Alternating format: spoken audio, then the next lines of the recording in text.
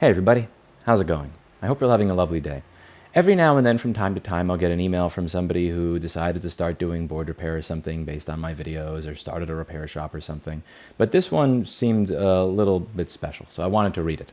It says, "Hi Lewis, some time ago, probably a year or so, I put in a comment in one of your streams about how you had helped me substantially in my career and life, so I thought I'd write you a proper email explaining. As a young teenager, I started repairing PCs for my parents, friends, etc. My mom is a kindergarten middle school teacher, so the social circle and opportunity was pretty large. Eventually, this turned into mostly doing SSD upgrades and MacBook Pros. This was probably 2015 to 2016, and I was 15 years old at the time. I had the whole process down to a T and could make basically $50 to $100 for 20 minutes of work. For a couple of years, I was probably averaging 3 to 5 machines a weekend, and for a 16-year-old, this is crazy good money. At some point, I started also getting water damage machines and people asking me to fix them, and I did a few motherboard swaps with boards from eBay.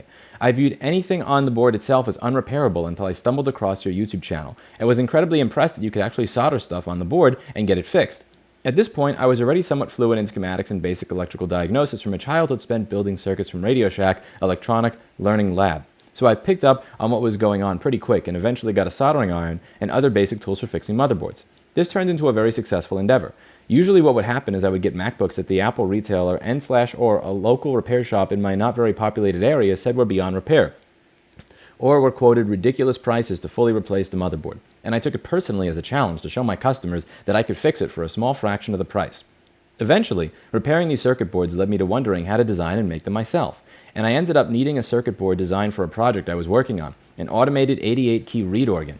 Without you making these magical mystery circuit boards so accessible to repair and work on, I probably would have never been able to complete this project, as I would have never even thought to design a PCB as a 17-year-old high school junior and would have been stuck using crappy proto boards or something. This project ended up in a local maker fair, where I was offered an internship at a local startup the summer before I started college. I worked at this startup learning the fundamentals of actual professional electronics design for 2 summers, before eventually starting an internship at another startup under the same boss as the previous startup, over the November 2019 Thanksgiving break. In January of 2020, I decided to pull the plug on college and work full-time at this company. At this point, I was basically doing legitimate electrical engineering for a prototype as a 19-year-old with no college degree at a promising startup with about 35 employees. I had saved up a large chunk of cash from repairing MacBooks as a teenager and my internship. When signing on full-time, there was an investment round and every employee was invited to participate. I made a risky move and I put every cent I had in my bank account. In fact, I actually used a personal credit card with work expenses on it to get investing leverage. I'm still at that same company. We're now 550 people. We're halfway through building a 250,000 square foot manufacturing plant, and I make a 6-figure salary as a 22-year-old in an MCOL area with stock options and stock worth a terrifying amount of money. Not 100% risk-free or guaranteed to be real money, but based on the current situation and when I got in versus where we are now, I'm reasonably confident this could be real money in a year or two if I wanted to exit, which I don't. On a side note, so much of what you teach and show in your repair videos is absolutely relevant at PCB design and real engineering, especially diagnosis. Just today I had a board that failed under unexpected circumstances, and I used a thermal camera to find out what IC got hot, then traced it back to which voltage rail was having issues, etc. It's all the same stuff as you do to debug MacBook motherboards. It's genuinely sad the number of college graduates I've met with electrical engineering degrees that can't solder even comically large through-hole solder practice kits, have minimal electrical diagnosis skills, and who can't think through some problems logically and in a reasonable order flow. I don't get it, because the stuff you need to learn to get the degree is genuinely hard. My guess is too often creative, logical thinking isn't rewarded, while simply memorizing a process and performing it is. Too bad the real world doesn't work that way. Anyway, this is pretty rambly, but I feel like you were one small stepping stone in a journey that relied on a whole lot of kind people, amazing mentors, and good luck, and showed me how circuit boards are not mystery black boxes, but work just like everything else, and can be repaired and designed to your whim. Cheers, and I'm not going to release the gentleman's name. Thank you. Truly, thank you. When I started this YouTube channel 10 years ago, there was a stigma in this industry around sharing information.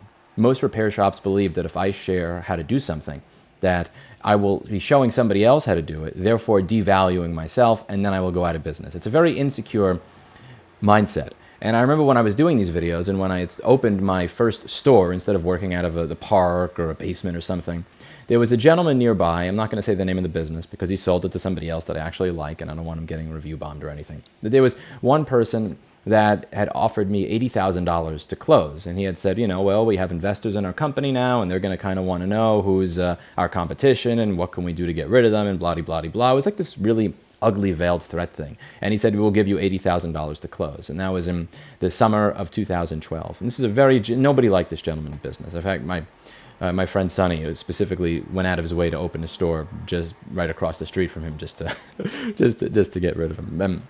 He wasn't a pleasant guy. And I'm never going to forget what he said at the end of the conversation as I was, getting back into a cab. He said, Lewis, you're never going to change the world through computer repair. Stop bothering. Stop trying. And because I had this kind of idealistic mindset. And one of the things I've mentioned in this channel many times is it doesn't matter what you do. It doesn't matter whether you fix computers, whether you are a politician, or whether you're just a janitor or a landscaper. Do your best to improve your corner of the world. There's something likely wrong in your corner of the world. There's something that could be a little bit better in your corner of the world. And by making your corner of the world just a little bit better, that's how you wind up doing well for yourself in the long run, creating positive outcomes for other people in the long run, and raising your own value as well as the value of everybody else. And just because you make things better for other people does not mean that you yourself are going to be personally destroyed. When I had this conversation with this gentleman, I was working by myself in my store. And now 10 years later, in spite of me, again, making all this stuff, showing people how to do this, 600 plus board repair videos, a 150-page guide to try to get people who, have issues understanding math and things into electronics, I have 12 employees instead of one. And so this idea that it's really stupid to try to change the world through computer repair. Again, if that gentleman that offered me that $80K to close is watching, I would just give him a very, very polite, because you indeed can change the world through what you're doing as long as you are trying to make the world a better place in your corner.